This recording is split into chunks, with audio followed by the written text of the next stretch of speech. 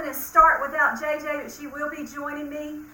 The first thing I want to show you how to do with the DNA extraction is how to make your extraction solution. They're actually asking you to make more than what you need in the lab. I think the lab says 900 milliliters of water. So I have halved it. Half of 900 is 450 milliliters. And so I'm going to find a container. That comes out to be about 2 cups of water. So I'm going to find a container and put 2 cups of water in it, and then I'll add the detergent and the salt and show you how to mix it.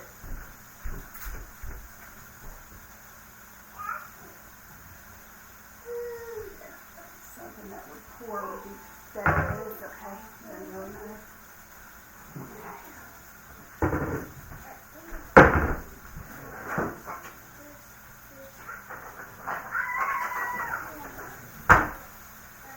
I'm adding my water at the sink. I know you can't see me. That's 1 cup.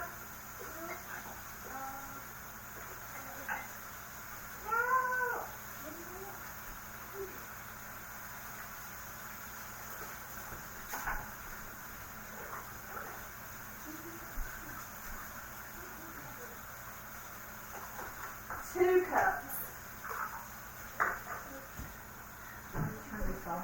That's going to be about this much in a glass,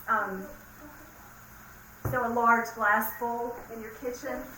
I'm going to add a teaspoon, 1 teaspoon. The lab says 2, but I'm just eyeballing it.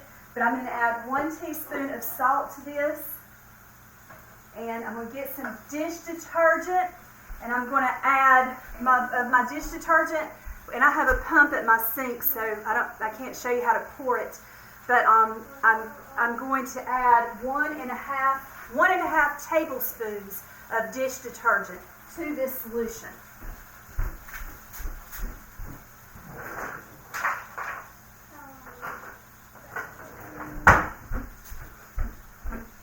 If you do not have anything to measure with, a teaspoon is a little spoon, and a tablespoon is like a soup spoon. It's one of those bigger spoons, and that's going to be good. But I do have a tablespoon. I think this is a tablespoon. No, this is half a tablespoon, which is better because I need to measure 1.5 tablespoons of dish detergent, which I'm doing now.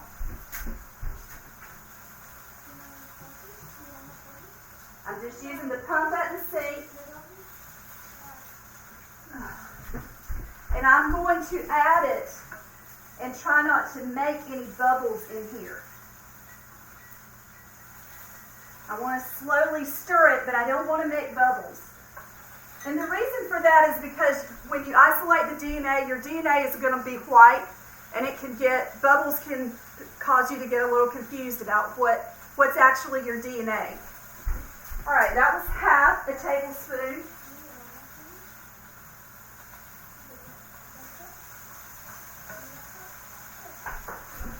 This makes 1 tablespoon.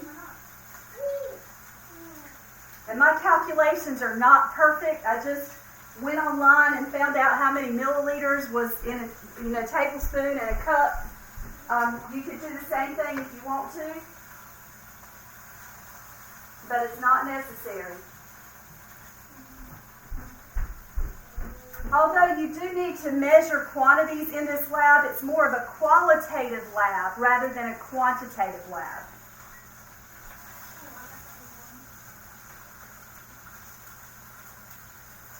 And it's not exactly an experiment like we've been doing in our lab assignments. It's just something for you to observe. We just want to see the DNA.